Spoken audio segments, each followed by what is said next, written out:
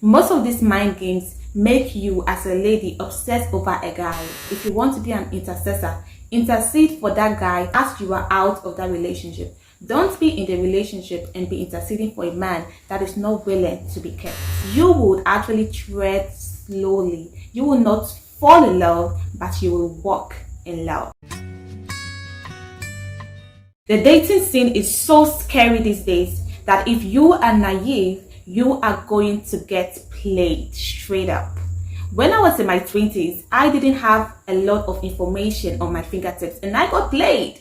So I decided to make this video for you so that you would be well informed about the dating scene and you do not have to make the same mistakes that I did. But before we get into it, I want you to know that singlehood is not a curse. Singlehood is actually a blessing. It is the time to actually realize your identity. It is the time to actually know yourself and achieve so much. You can achieve a lot of your goals when you are focused in your singlehood. Singlehood is actually a time to know your strengths and your weaknesses so that you can work on those weaknesses and then you can become the better version of yourself. It is also the time for you to build the muscle of self-control. If this is the first time you are seeing my face, welcome to my channel. This is the first Rara show where we delve into the intricacies of life, love, and family.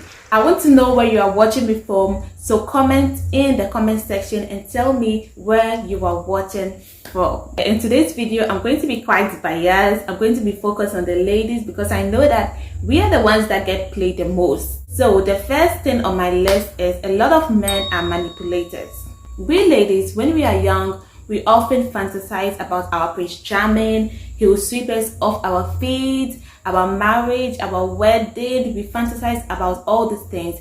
And we believe that the dating scene or relationship is just a bed of roses. But what are the guys of those ages also doing? They are learning how to be manipulators. They are learning a lot of schemes. You know, guys are the ones who normally pursue us. And nobody wants to be rejected. So they have to up their game. They have to up their manipulative skills in order to get us as ladies. And some of these skills are actually dark. Some of these skills are actually psychological tactics to make you act in certain ways that you would naturally not act. Most of these mind games make you as a lady obsess over a guy, and they make you actually become attached to him in such a way that is not healthy. You will end up being trauma bonded to that guy instead of loving him. Sometimes it may begin as love, but as time goes on, if the said guy starts pulling off some manipulative tricks,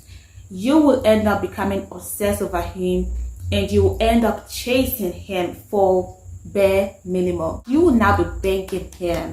So this is something that you have to be mindful of when you begin your dating life. Now let's go to the second point.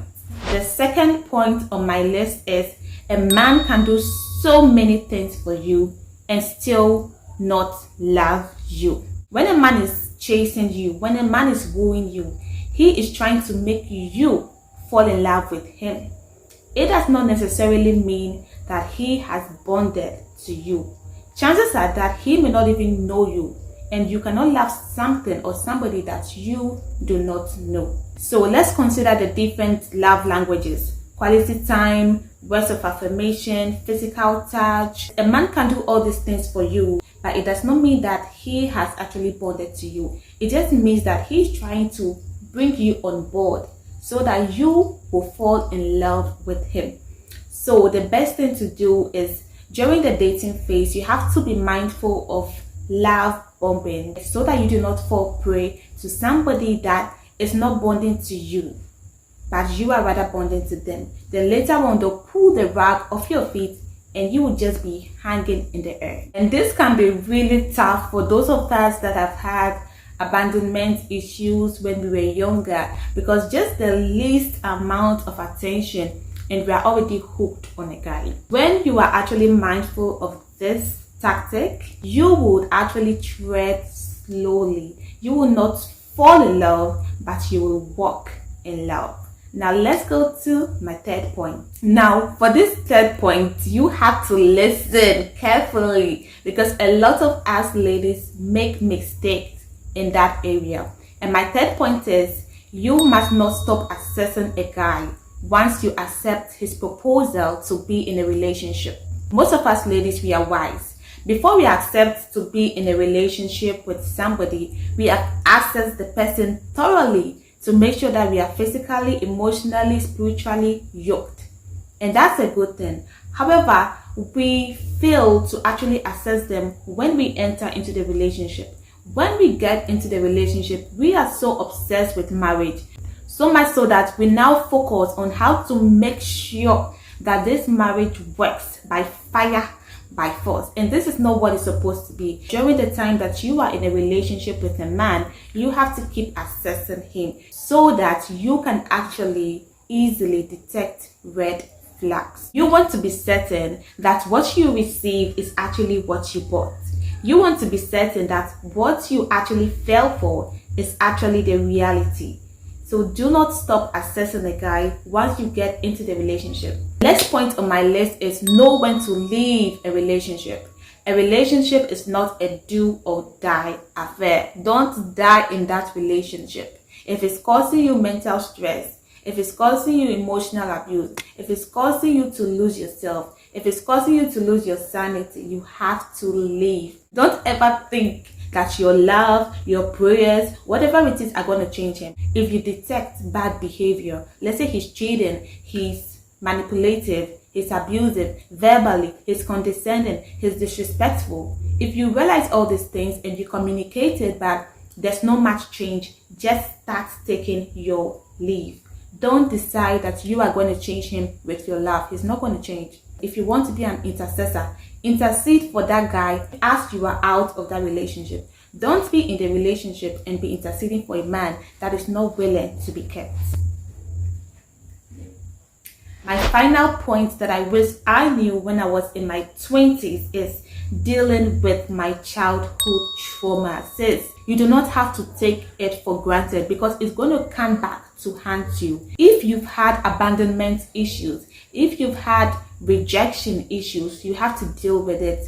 Work on yourself, work on how you view yourself, work on your self-esteem. If you are somebody that had to really struggle and had to do a lot, you had to people please your caregivers before you got the little amount of love from them, it is going to actually haunt you in your relationships. Chances are that you will become anxiously attached in your relationship, or you would have a dismissive attachment in your relationships, or you would have a fearful attachment in your relationships. If your partner is not somebody that is aware of this kind of stuff, they are not going to actually receive it in a positive way. You will actually repel them. So it's best that you work on your childhood trauma before you enter into the dating scene.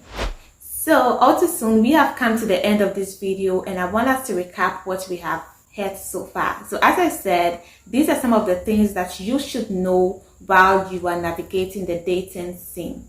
A lot of men are manipulators, and they learn a lot of games to play on women and to prey on women. Secondly is that you should not stop assessing a guy once you enter into the relationship so that you can easily notice red flags. The next thing is know when to leave. If a relationship is not serving you, know when to leave. Leave as early as you can because you have a societal clock. I call it a societal clock, not a biological clock. And my second point was a man can do so much for you and still will not love you. He just wants to bring you on board and make you fall in love with him. The next one is you have to work on your childhood trauma because some way, somehow is going to actually influence your romantic relationships.